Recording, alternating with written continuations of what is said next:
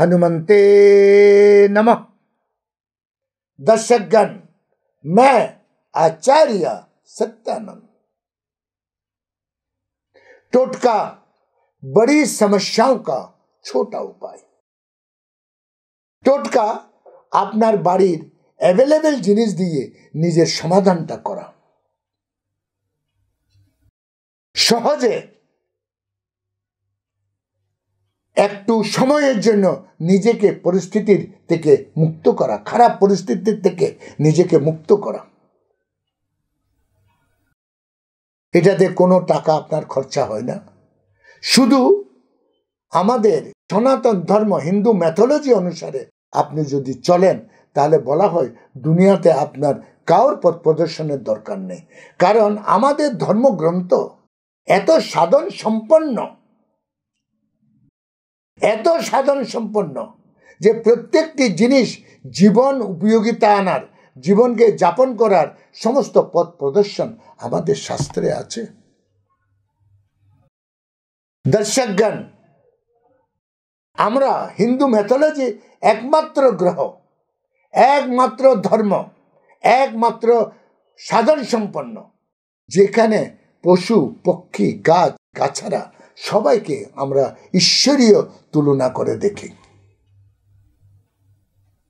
আমরা মনে করি দেবতারা আমাদের সুবিধার্থে এই জিনিসগুলো উপাদান হিসাবে দিয়েছে। সাধারণ আপনি ভাবুন, আমরা গরুকে গাইকে মাতা বলি। একটা জীবনকাল ছিল যে হিন্দুতে, যারা হিন্দু ধর্ম পালন করে তাদের প্রত্যেকের বাড়িতে একটা গরু থাকতো যে দুধ দিত। একটা বাচ্চা হতো, সেটা বড় হতো, নিয়মিত চলতো।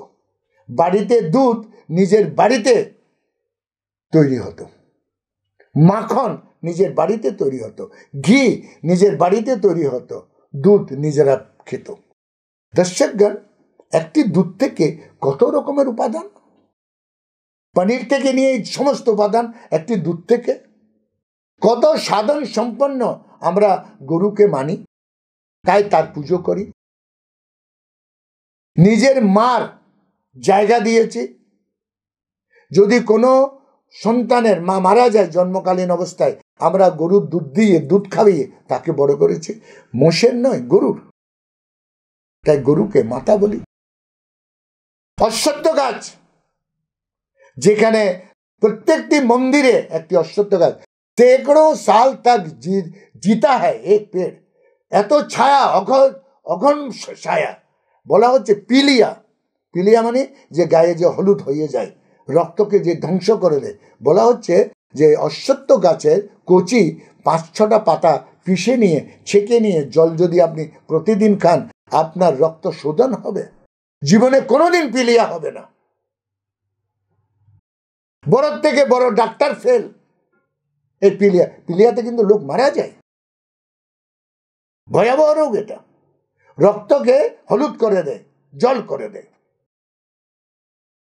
দর্শকগণ, তেমনি একটি গাছ, তার নাম হচ্ছে, আমরা মানি প্লান্ট বলি। বাস্তবে বলা হচ্ছে এটা টাকাকে ম্যাগনেটের মতন, যেমন ম্যাগনেট লোহাকে টেনে নেয়, মানি প্লান্ট টাকাকে সেভাবে আকর্ষিত করে।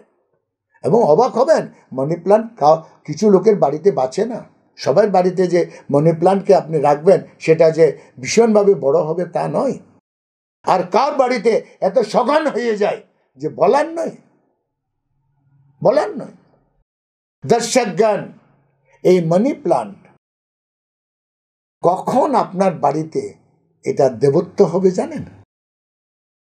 আপনারা শুনেছেন মানি প্লান্ট বাজার থেকে কিনে এনে লাগান, এটা তো হবে না। মানি প্লান্ট লাগাতে গেলে আপনাকে 2-1টা কথা মাথায় রাখতে হবে, তাহলে সেটা মানি প্লান্ট হবে। আপনার বাড়ির ব্যাংক সব সময় কন্টিনিউ টাকা দেবে, কন্টিনিউ। কখন? যদি কোনো ব্যক্তি বিশেষ যার প্রভাব চলছে, যার দাপট চলছে, যে পয়সাওয়ালা, ধর্মের প্রতি যার রুঝান আছে, তার বাড়ির থেকে যদি মানি প্লান্ট চুরি করে আনতে পারেন, একটু কঠিন কাজ। হালাকি মানি প্লান্ট ভয়ানক রূপে এটা ছড়ায়। যদি তার বাড়ির থেকে সে না জানা অবস্থায় যদি চুরি করে এনে আপনার বাড়িতে লাগান, প্রথম ওটাকে জলে রাখবেন, জলের থেকে শিকড় বেরোবে, তারপরে ওটা আপনি ভালো কোনো উপজাউ মাটিতে লাগান এবং রোজ জল দিন। মানি প্লান্ট জল ভীষণ জল চাই দিন। দেখবেন দেখতে দেখতে সে আপনার বেড়ে যাবে এবং আপনার বাড়িতে বিভিন্ন সোর্স। মানি প্লান্টের বিশেষতা কি, সে একটা সোর্সে আপনাকে দেবে না, সে আপনার জীবনে অনেকগুলো সোর্স উৎপন্ন করে দেবে। এটা মানি ম্যাগনেট। আপনার বাড়ির ব্যাংক, দর্শকগণ, কাউর আপনার কোনো বন্ধু বান্ধব পরিচিত ইয়া পাড়ার কাউর যে ব্যক্তিত্ব কুশল, যে ধর্মকে মানে, যার কাছে অর্থ অনেক, তার বাড়ির থেকে একটা মানি প্লান্ট চুরি করে এনে আপনি লাগান। দেখুন আমার এই কথাটি ব্রহ্মার বাক্যের মতন আপনার জীবনকে উলটফের করে একটা আরবপতিও বানিয়ে দিতে পারে। আজকে আমার সময় এখানে শেষ। কাল আমি আবার আসছি আরেকটি হ্যারে দাঙ্গেশ টোটকা নিয়ে। ততক্ষণের জন্য বিদায়। ওম হনুমন্তে নমঃ।